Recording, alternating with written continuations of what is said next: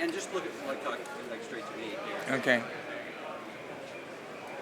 So before we actually get into some really specific things about just talking about artwork and everything, if I can start with probably a question you've been asked 1,000 times, but why you chose comic book art, or did it choose you, or how you actually got started?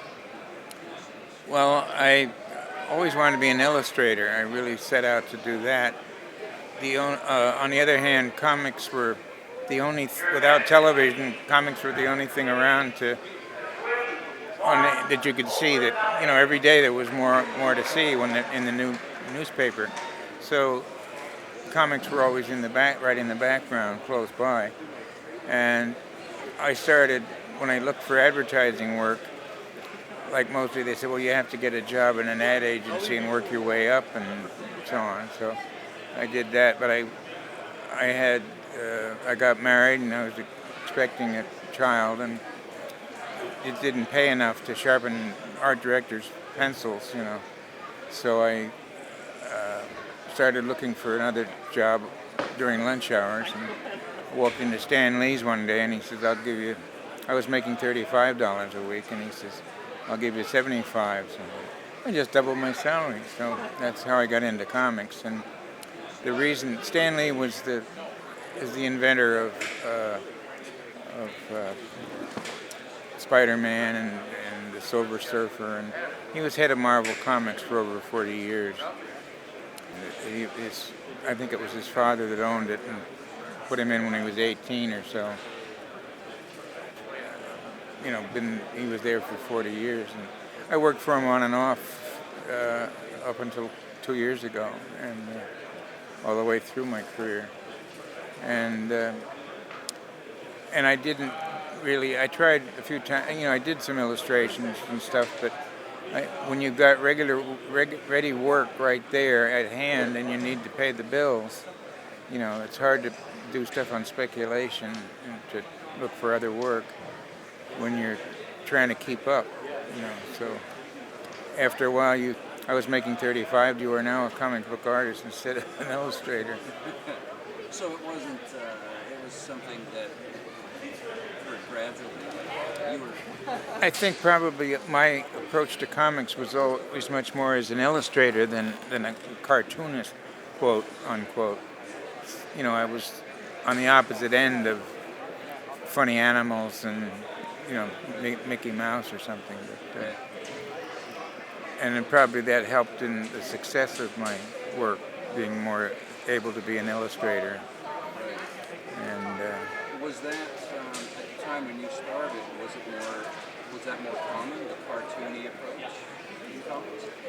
No, the comics were very simplified. Such as Simon and Schuster, they had other stuff that I saw in comic books before Superman, and it was very, very simply drawn. It wasn't. You wouldn't call a person an artist even, or an illustrator. It was just. It's like the early Captain Easy in the newspapers was very cartoony, and it got more serious as time went on.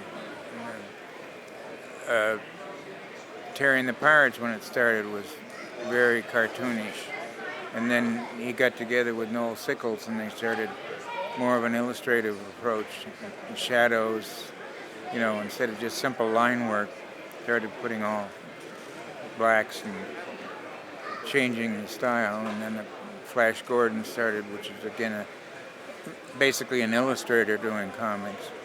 And Hal Foster did the Tarzan strip, which was very much simpler in its early form than when he got into Prince Valiant. It was, really illustrations. One of the reasons that his illustrations were so good was that he didn't have a daily strip. He just did the Sunday page was all. So he had maybe 6 or 7 panels. Well, that's all he had to do in the whole week. So he could spend a day and a half on each picture, like it was a miniature illustration. Do you think that in a sense, the fact that artists were paid by the page and doing a large volume of work was really essential. Did that have effect on Well, the style? in the beginning, the first comic books I think were really they weren't huge organizations. They were other like manufacturers wondered, we could have another little business here. What could it be? One costed, $4,000 to put out a comic book, and who around here knows how to draw? In other words, the first guys they weren't going to be Norman Rockwell. The true illustrators of those earlier years, they were kind of like doctors. I mean, they studied painting and color in France, and they studied drawing for a year or two in Germany, and they spent like 9 years preparing so that when they went out and they got professional work right off, like Saturday Evening Post cover or something for Norman Rockwell right at the beginning of his career, because he already knows how to do it all. But today, and then it got so many people got into comic book drawing because you can learn a few tricks and do some sort of through the trickery. You don't really have to know anatomy and all that. It helps, but I mean, there's so many tricks you can do that you learn this facade, and get paid. Within. There's always an editor that will give you a tryout, and if it doesn't work, he'll either buy it and not publish it, or he'll buy it and have one of his better artists try to fix it up, which is murder. I've done it a couple of times, and said, not again. If it's bad, it can't be saved. And What was your strategy with you in terms of approaching drawing figures? I mean, did you work? Did you study anatomy yourself, like to get away? I was always conscious that my anatomy wasn't up to snuff,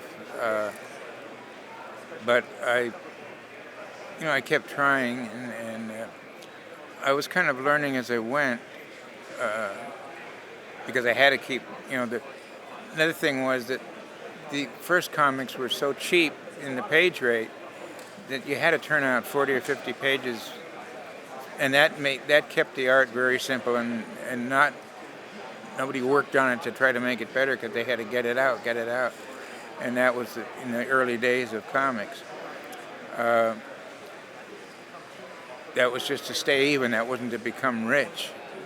And I remember at one point I was going with a girl who had been to 3 different art schools, and they finally said, "Art school, there's nothing more we can teach you. You need some practical experience." So we set up art boards side by side, because I was working and making money, experience, but I didn't know some of the fundamentals that were in the thing. So she'd help me and I'd help her. And I learned, for instance, the theory of negative space. I would draw a picture, and if it was good, I didn't know why. And if it was bad, I didn't know how to fix it, because I didn't know the principles and the rules. And once I got in, I was drawing 2 people talking, they're facing each other, and there's a perfect space around them. It makes a perfect M, and it was very bad compositionally. So I learned that if you color in the theory of negative space is that if you color in the background solidly and leave the drawing out, if it's nice to look at that shape, that's the theory of negative space. So try to make it an interesting shape out of space around something. And so I learned a lot. That was a major leap forward. I was also learning about planes and angles to work against each other, rather than, this or something, was to different compositional things. So composition, sort of the weight of the frame, angles, and framing, and all that kind of stuff, depth of field, even all became kind of important. It reminds me actually of filmmaking. Of what? Filmmaking, like composition within a photograph. Did you ever pay any attention? Would you say you thought? Movies had quite an impression. And later, when I got into doing commercials and so on, and from storyboards and so on, you had to be conscious of, you can't just suddenly have the camera up in the air to do a down shot because of the expense involved. You have to keep in mind what you're trying, if you're working in live, if it's animation, that's no thing, but I was doing storyboards for live action as well as animation for the advertising agencies. So you've got to try to keep it, you can use special stuff, but you want to try to keep it simple and inexpensive. I mean, not overly inexpensive, but you just can't throw money around and go for some weird shot if it's not helping to tell the story you're trying to get across.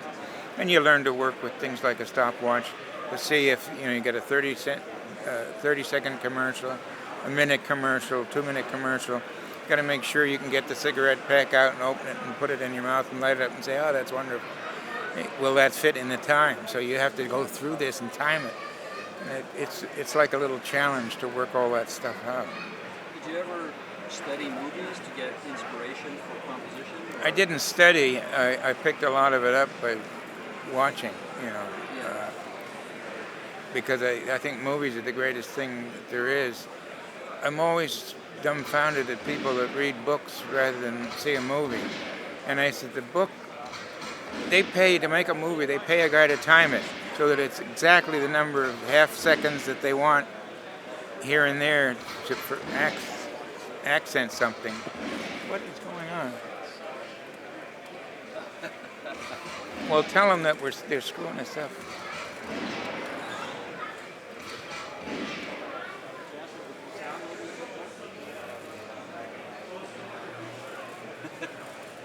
I know it is a convention.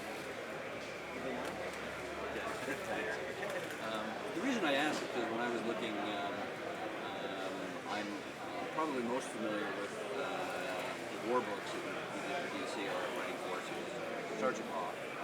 And the composition very often reminds me of framing in film, in war movies where you have foreground, midground, background, and definite diagonals moving in either up and down the frame or into the frame. I was wondering if... Well, one of the things that you have to be careful of is you're trying to tell a story in the very best kind of picture that you can make the picture the best for telling that story and getting that point across. And what happens is, since all the stories are so similar, you tend to do the same old panel over again in the next story for the same sort of thing. So I would try to say to myself, but that's boring. It's the same old drawing I've done before. So how can I, without losing any of the storytelling, how can I change this and do it differently than I've ever done it before? And that is, a lot to strive for.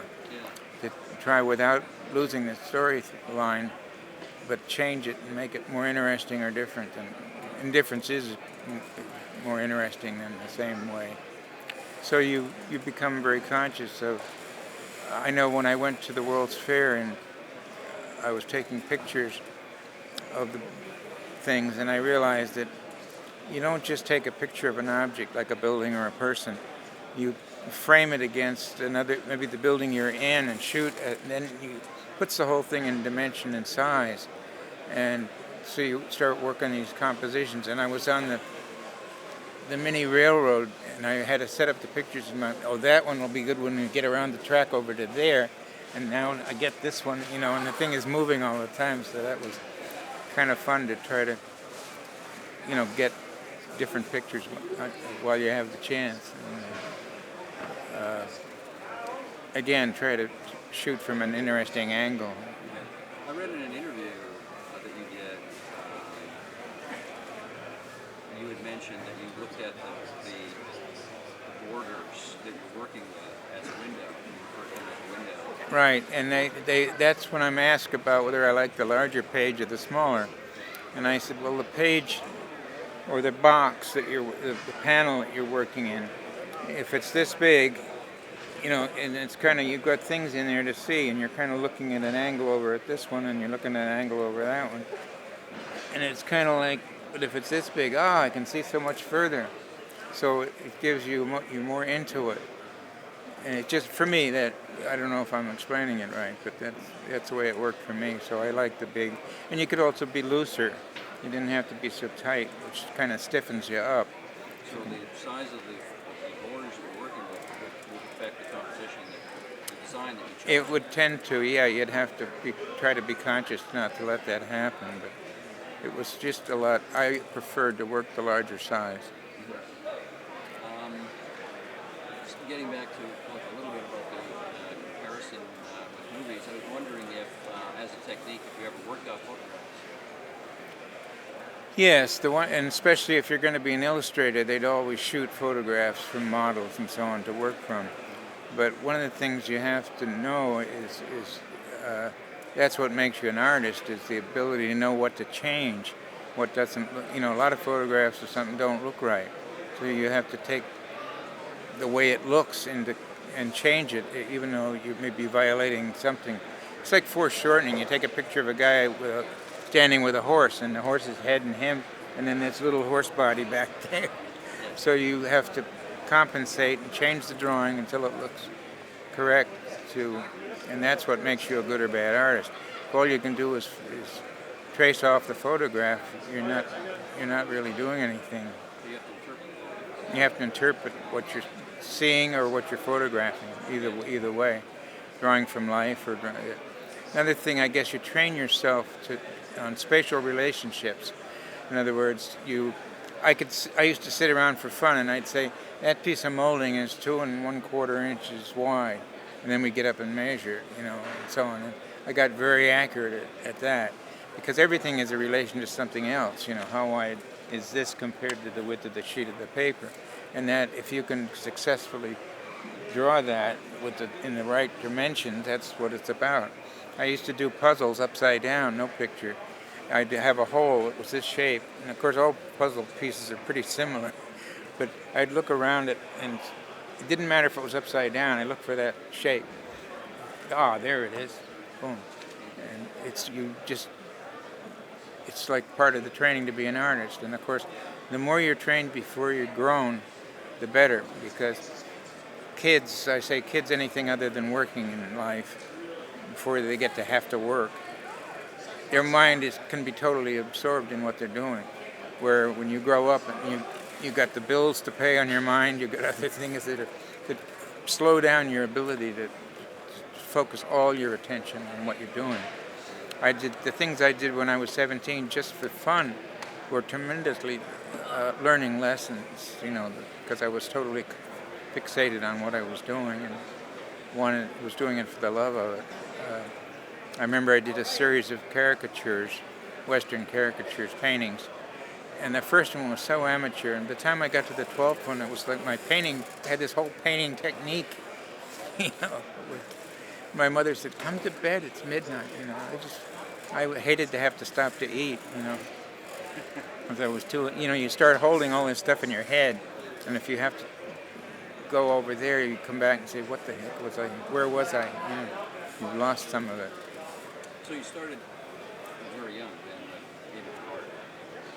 Yeah, although luckily in those days, in more recent times, some people grow up and comics, let's say, is their only interest from the time they're little and right on through, or they try to become a comics writer. And you say, if you're going to be a writer, you have to have some life experience to be able to judge and write something. And you throw some of these comic guys, you throw a football at them and it bounces off their chest. They don't catch it, and because they never played football, they never played baseball. They're totally fixated on comics and talk and eat and sleep and breathe comics. And I think it's much more satisfying if you have other interests in life. In other words, drawing is like the next guy is a butcher, but that doesn't stop him from playing ball in the backyard. And I think you need. Of course, life was simpler then. You didn't spread yourself so thin. You could take photographs if you had a camera and film, instead of having to know shutter speeds and subscribe to 3 or 4 photographic magazines. at the expense of something else that you might be doing. You could take snapshots, you could listen to music, you could have a little interest in everything that was going on around you.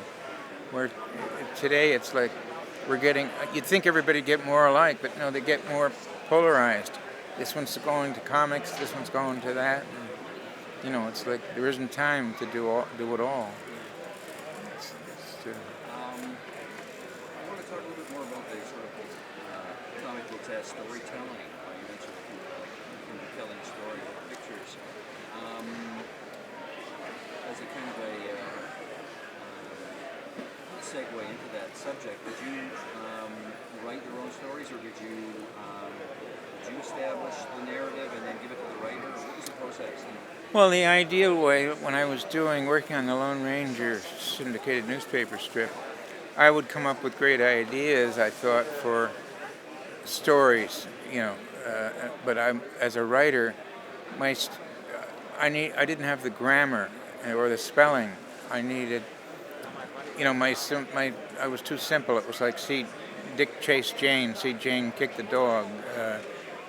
That's not writing.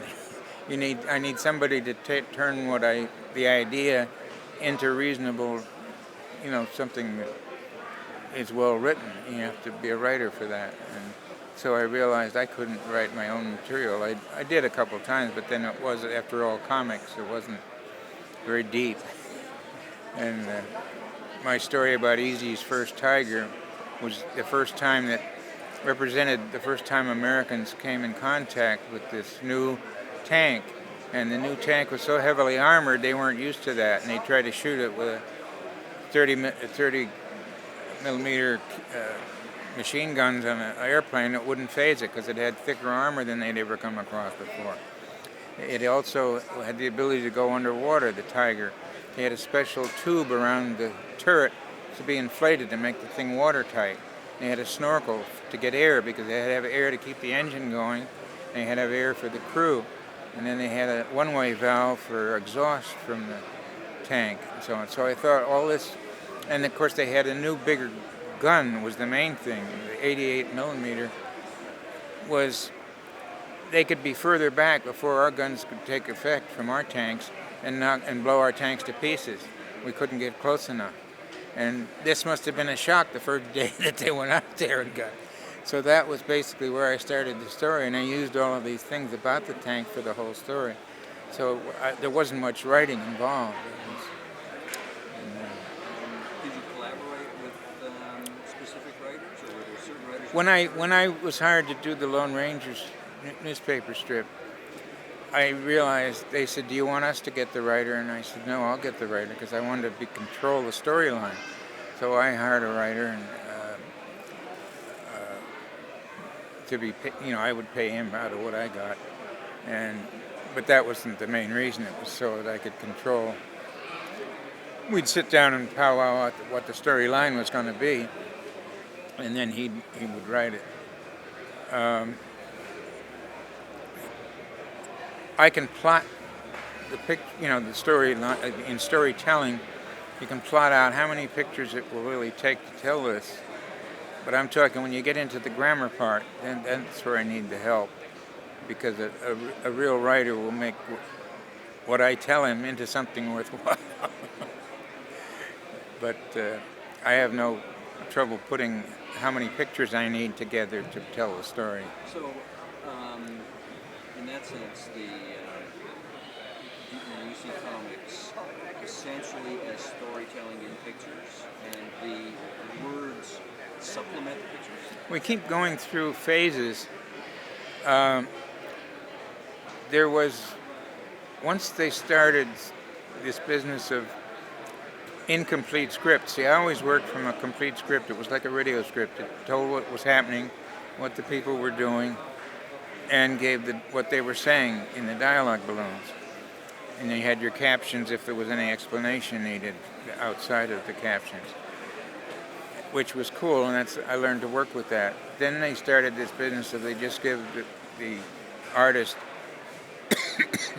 a synopsis of what happens in the story and let him go with it. You do the pictures, and then the writer will come back and put the balloons in right on top of the artwork, which to me was a big violation of composition because the balloon is part of the composition. And why would you waste your time drawing what was going to be covered up? But anyway, they did that, and what it led to was the artists started making these great-looking frameable posters type pages, that you could hang on the wall, because they didn't have any words to work with. They were working just doing pictures, so that there was a big change in a lot of the artwork. It just became like beautiful posters, and they'd almost like sprinkle a few balloons on the page wherever they fell. That's the way it seemed anyway. So they got away from storytelling. It was just telling enough words there to so somebody could follow it from the pictures mostly. I think that's a huge mistake and will remain so. But we do go through, you wander over this way and then you wander over that way. They've wandered off now to where I think it's very difficult because of the computerized business they bring in. It's fragmented things more. The artist is supposed to be the one that's doing the picture and the visualizations. Now the coloring guy who's on a computer in Dubuque, Iowa or somewhere, doesn't know what the artist had in mind, so they just freed it up and let him do anything he wants, which doesn't matter much because they tell him it doesn't matter, the artist, that he's doing his thing and you do yours, and God knows what comes out of it, and that they're not going to hang any of that stuff in the Louvre. Was there more of a collaboration then between penciler and colorist in the art? So did you ever talk? Well, in the beginning, the whole thing was they had mostly pencils and the inkers working separately, and then the colorists were entirely away from that. There was very little communication between the colorist and the artist, whether there was two artists or one. And you just took potluck and whatever. If you happened to get a good colorist, there were a few good ones, Marie Severin being one. Tatjana Wood, Wally Wood's first wife, was a very good colorist. But they were very few. And in some cases, the editors took it home for their high school kids to color over the weekend and stuff. So it's not a great artistic input in the color at that time. And then there seemed to be a while back, more recently, like the wall came down or something, and there was no connection from the younger guys learning from the older. It was like anything over 30 doesn't count. We don't want to know about it. We don't, and everybody started like they were starting out fresh, all the young guys. They'd work on all kinds of paper with all kinds of tools. I remember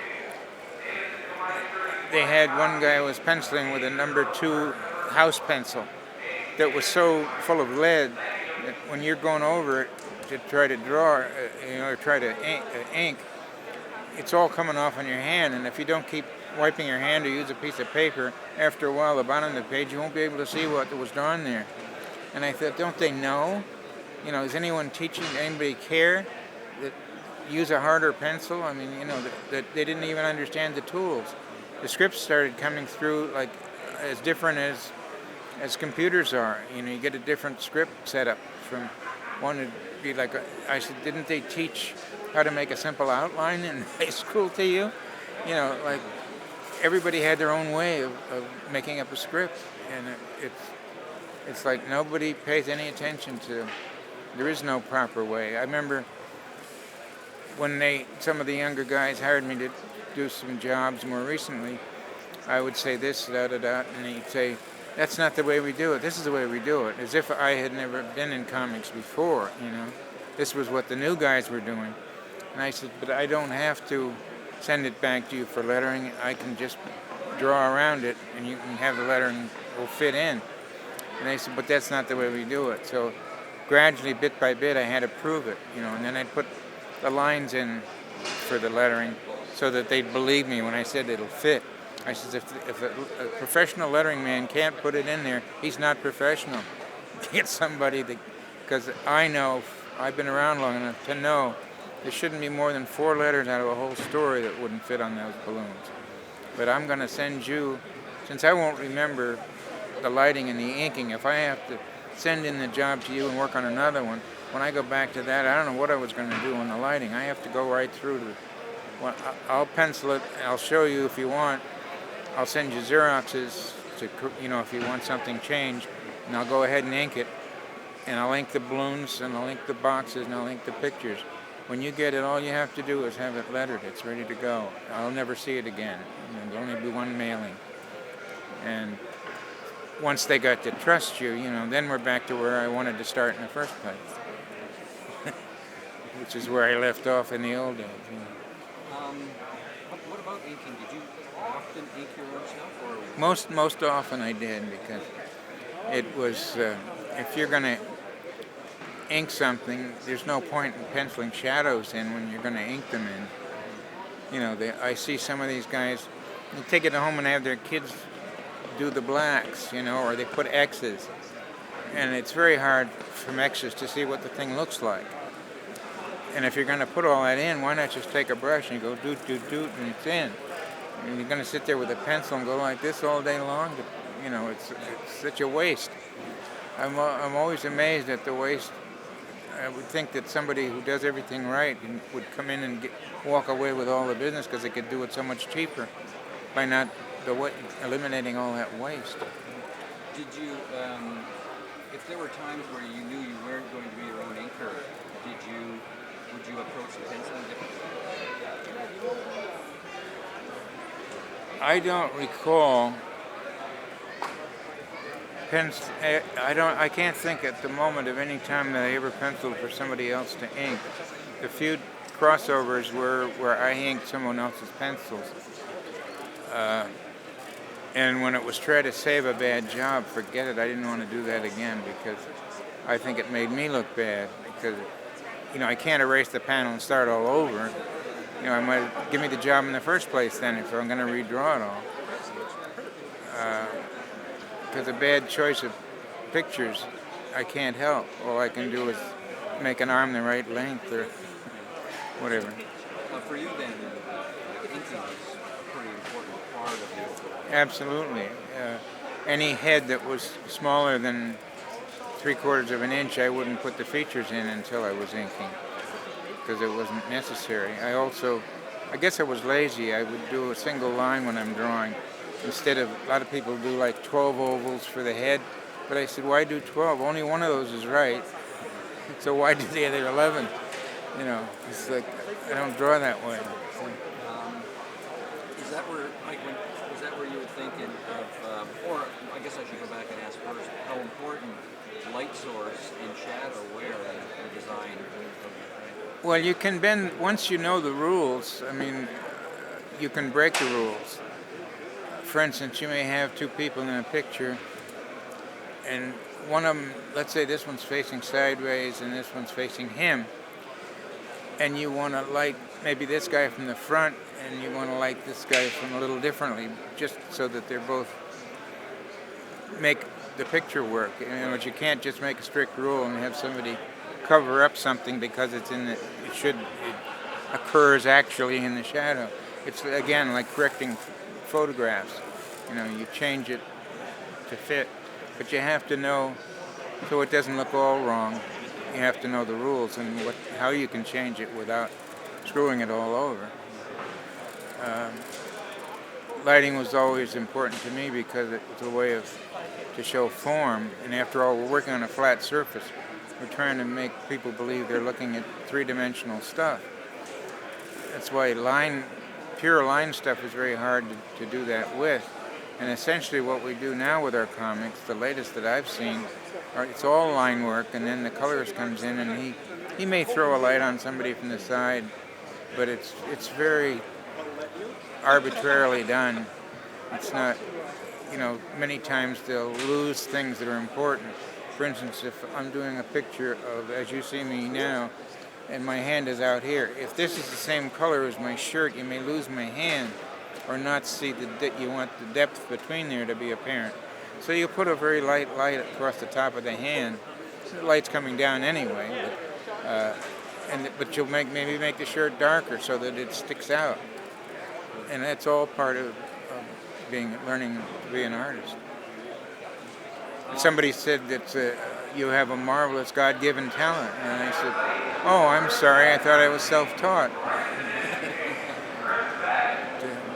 Because I'm the only one that I ever remember teaching me anything. Did you feel that? I mean, did you study other artists to sort of look what they were doing? Well, I looked at everything I could.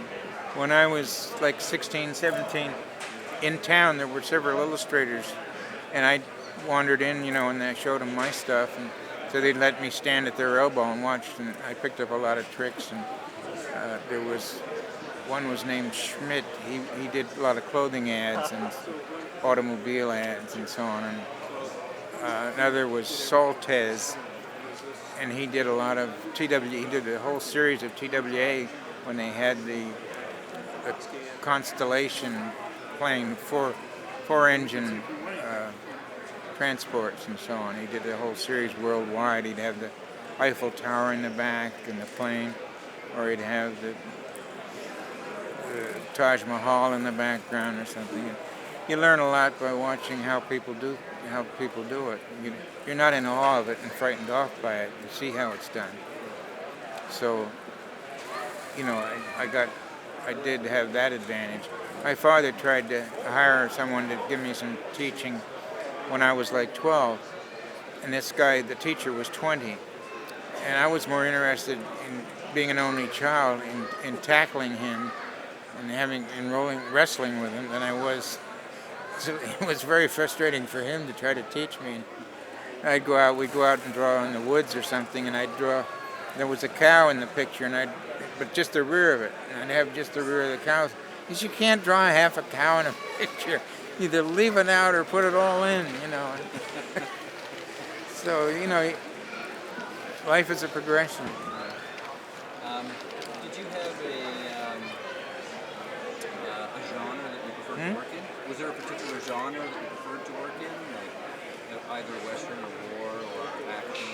Well, I started out with the cowboy thing because I remember I have a drawing I did when I was about 4 and a half. And it's this cowboy on a horse herding cattle down the hill towards the bunkhouse or in the corral. Now, I will say that the cattle look more like elk or sheep or anything, but even then I was doing detail. I have a brand on the horse, but the horse looked more like a llama or something. It was very strange stuff. And I thought, from seeing pictures of volcanoes, that wherever there were tall mountains, there must be volcanoes. So I'd have these western mountains spouting volcano smoke, which was pretty funny now looking back. But my father, having been a cowboy, and of course one of the things in those days without television, kids used to think of their own things to do. The parents did not organize everything for them. And you played cowboys and Indians, come home from the movies or something and play gangsters or cowboys and Indians.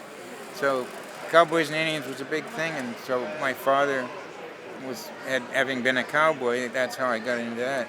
Later on I discovered girls, and I started drawing girls, but in the beginning they all looked like men because I hadn't been paying much attention to girls, So it changed, and so I became an expert on westerns, and because I knew all the stuff, the gun belts and the guns and the horses, how to draw horses. One of the hardest things, it seems, for most people. And then I became good at girls at another age. From the Petty calendars, I think it was George Petty did a series for Esquire magazine of airbrush things, followed by Vargas, but that was later. I became,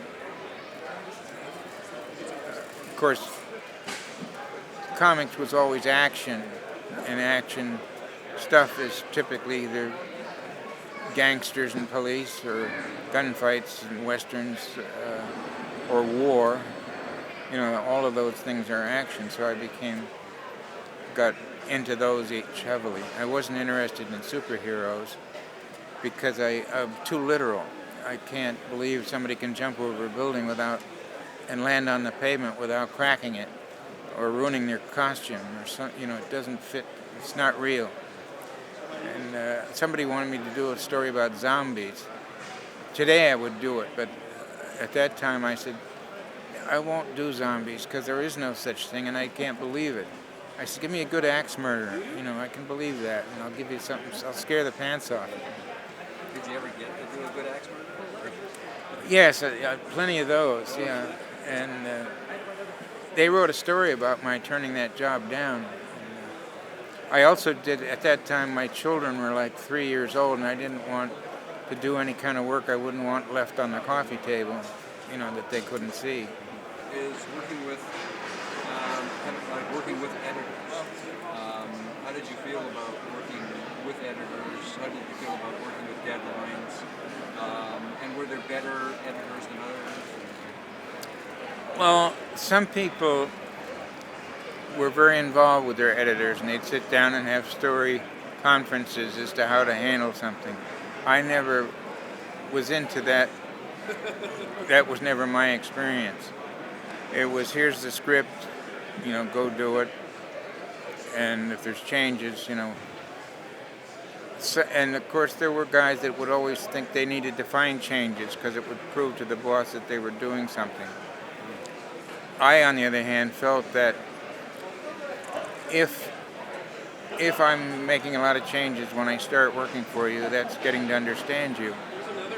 If after 2 years I have to make a lot of changes, there's something drastically wrong, because either I'm too stupid to understand what you're trying to get me to draw, or you're incapable of communicating to me what it is you want. In either case, it doesn't work. But you should be able to go off and go golfing, knowing that I'm going to give you what you're going to want. And so the thing is, constant editing doesn't fly with me. And you know, if you don't like what I'm doing, then you get somebody else to do it. Or if a guy walks in here who's better than me, give the job to him, because I'm going to go home and work until I'm better than him, and then I want to come in, I want you to give it to me. It's not, you know, I don't like the leveling out of things and giving, you know, I think the better men should be paid more than the lower, because otherwise you ruin competition. If there isn't competition, nobody's striving to do any better. The only thing they can do to make money is do more of it. And that's not good. You don't get improvement in stuff that way. So I was never really much involved with discussing stuff with editors about something. They'd have silly things. I'd come in, I hadn't been in 2 weeks, and they'd say, oh, did you hear the new edict? And I'd say, no, what's that? That all the GIs are to have stubble beards. And I thought, oh boy. So I'd go home, and 2 weeks later I come back in, did you hear the new edict? I said, no, what's the new edict? No more stubble beards. So I thought, this is so, what's the word I want? So stupid. I mean, it didn't matter which way. I can't think of the word I want, but so I just said, I'll pay no attention, and just go ahead and do it the way it should be, and let the chips fall where they may. And nobody ever said anything. I would take out, if an writer overwrote, in other words, it made too heavy and I couldn't fit it all in, I'd find in certain instances some of the guys had standard little bits of plot line they'd stick in every story. And I thought, that doesn't help the story, so I'm going to throw that out, cross a page and a half out, and I can expand the work into the resulting extra space to make it really a well visual story. The editor didn't remember He probably had a fit that I dared to change anything, but he didn't remember. So occasionally you edited the editor. Yes, and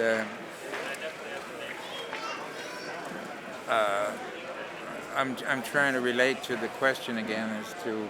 Well, if you found that the editor is sometimes somewhere more open to new ideas, or somewhere more, like you say, they would create edicts. Well, I came in a couple times and I said, like this tankster I was talking about Easy's first Tiger. I said, I got this great idea. He says, well, write it up, and and so they used it, and I did a couple that way. I had another one that I wrote, and because there was a number of things about war that I wanted to get into, and so I wrote that, and it was very well received, mostly because of the idea, not so much as the writing. But this was two GIs in a foxhole. Well, there's a whole bunch of guys in a foxhole, and the leader blows the whistle. He says, every other man is A or B, So when I blow the whistle, the group A, half of you, is going to run out there and knock those two machine guns out. And he blows the whistle, and they run out, and they're all mowed down. Because now when I blow the whistle, B group's going to go out. And, this is the point in real life where maybe somebody shoots the whistleblower. And so I wanted to delve in that. So I have a guy line up the sights, and he thinks, no, he's an American, he can't do that. Because they wouldn't put it in the comic anyway. So I had him think better of that. And then, it was getting into why do we run out there? Why do we get up and go out there? I think we get up and go out there because our buddy's getting up and going out there. In other words, you don't want him to run out there and find you didn't come with him, just as you wouldn't want to run out there and find he didn't come along with you. So you both get up and go out there, and it's like where you happen to be. You happen to be that day there to do it. There's more than anything else to do with it. I mean, I'm trying to answer some of these questions because I was never in combat. So it was exploratory as well as trying to think it out. So I have the last two guys, one of them is black, and he runs out, and he realizes his buddy didn't come with him. He's still back there at the edge of the trench, and he gets madder than hell, and he gets machine gunned down. He's mortally wounded. He manages to take out the submachine gun while he's on the ground, and then he wants to crawl back and kill his buddy for not coming with him, and he never quite makes it. He dies a yard short, and then the rest of them come up. His buddy didn't come out because his buddy got one between the eyes before he ever left. It's not that he couldn't. So it was trying to also say, don't jump to conclusions about why somebody does or doesn't do something, because you may be way off base. So, and then I had partially that thing about he didn't come with me because I'm black or type thing, to try to get some of that in. Actually, somebody said, you got 3 stories there. He says, you should use one story for each of those plot lines. You used them all up in one story. But I wasn't a writer, and I didn't know. Well, anyway, that was the list of my questions. So, Yeah, it's about 4:30. okay, well,